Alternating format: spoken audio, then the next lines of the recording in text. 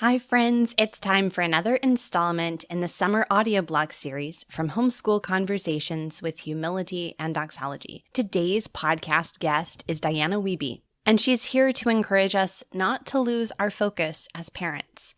Homeschooling can kind of be like parenting on steroids, and sometimes the hardest challenges we face aren't in academics, but in the relationships in our home. We wonder where we can find true rest and encouragement and where we can place our identity as homeschool moms. And if you'd like to read more about my thoughts about that, I'd encourage you to check out my post, True Rest for the Weary Homeschool Mom, Humility and Doxology and Identity. You can find that at humilityandoxology.com/humility-doxology-identity, and I'll be sure to put that link in the show notes. You can also check the show notes to find out more about Dianna. Thanks so much for being a part of the summer audio blog series here on the podcast. I'm looking forward to season 6 of the podcast, resuming this August with some absolutely amazing interviews. I have just loved having these conversations, and it's been hard not to publish them all early. Be sure you've subscribed to this podcast so you don't miss a single one of those episodes.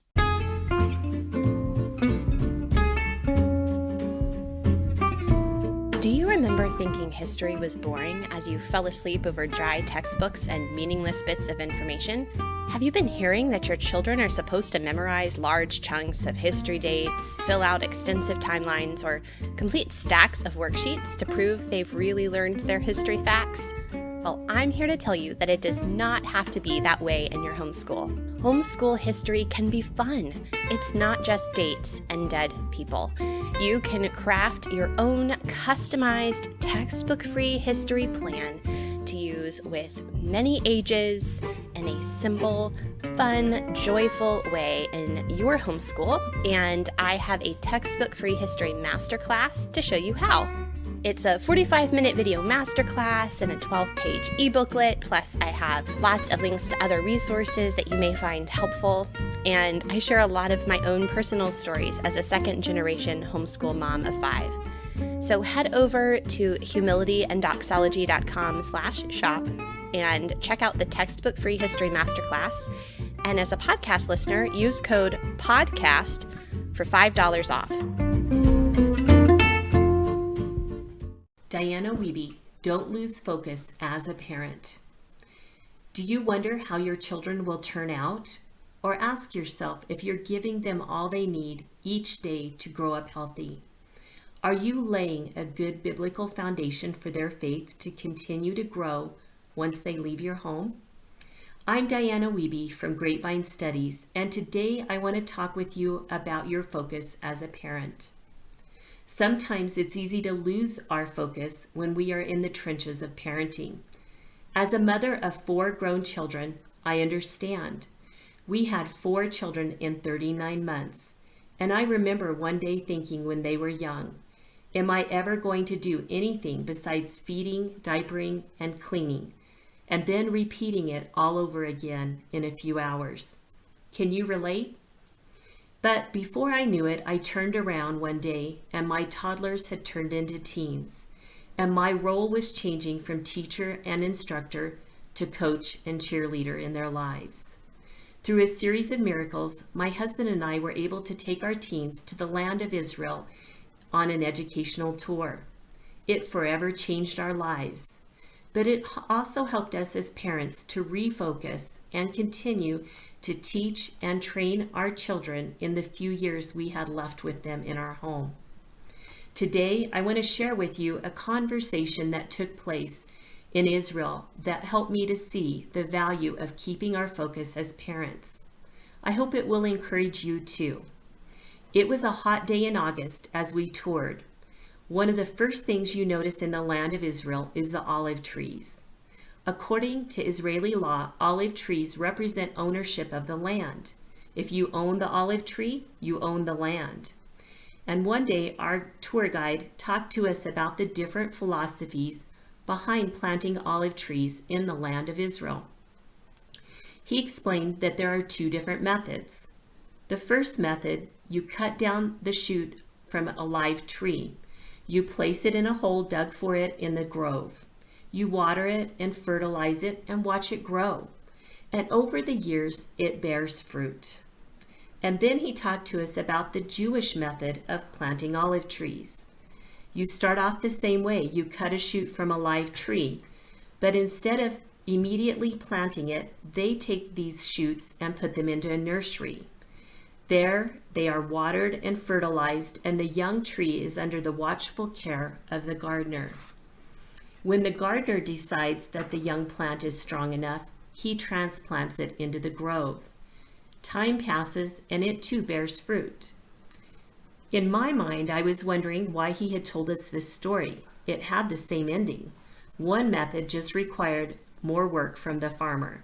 So I asked him, what is the difference between the two trees in the end? He paused and said, the quality of the fruit. The quality of the fruit. It wasn't only about the amount of work required, the technique used to cut the shoot, or about the type of fertilizer, but rather that the tree was nurtured and cared for before it left the nursery. Where are you today in parenting? Are you feeding, diapering, cleaning, and taking care of toddlers? Or are you having those intense conversations with teenagers living in your home? How do we help nurture these young trees, whether they're toddlers or teens, that the Lord has given us? I want to share 3 short things to do to help nurture those young plants in our home. Number 1, firmly plant them in the Word of God. As Deuteronomy 6 teaches us, we as parents first need to be obedient to the Bible's instruction and then show and teach it to our children as we wake up and sit down and go through our days. Number 2, teach them to discern the world around them through the lens of the Bible. Give them a biblical worldview. The Lord has chosen you to be parents to a very special generation coming up, and you are capable of doing that job. But sometimes we need wisdom that can only come from God. And James tells us that if we lack wisdom, ask the Lord and he will give it to us. So you firmly plant them in the Word of God. You teach them to discern the world around them. And number 3, you watch and acknowledge the fruit in their lives. When you see your children succeed, obey, or use their gifts and talents to help others, call it out. Help them see the fruit in their own lives.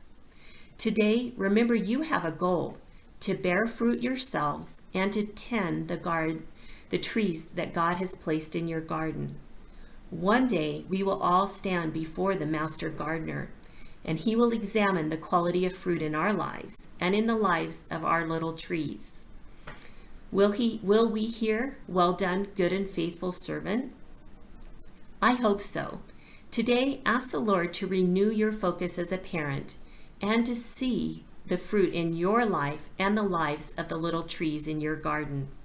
May the Lord bless you as you tend this generation of little trees. Thank you for joining me today. I'm Dianna Wiebe with Grapevine Studies. Thanks so much for listening to the Homeschool Conversations audioblog series. I'm so thankful for each of the guests who are sharing their ideas with us this summer. Check the show notes to find more resources from today's guest. And would you please take a moment to leave a rating and review for this podcast in your app? It really helps other homeschool parents find the show. Would you like a copy of my free homeschool planning guide? Head to humilityanddocility.com/homeschool-planning-guide or check the link in the show notes for this episode. I'm busy recording more scintillating interviews for season 6 of the podcast. But in the meantime, there are so many fabulous episodes you can catch up on this summer. Check today's show notes to see this week's podcast replay suggestion.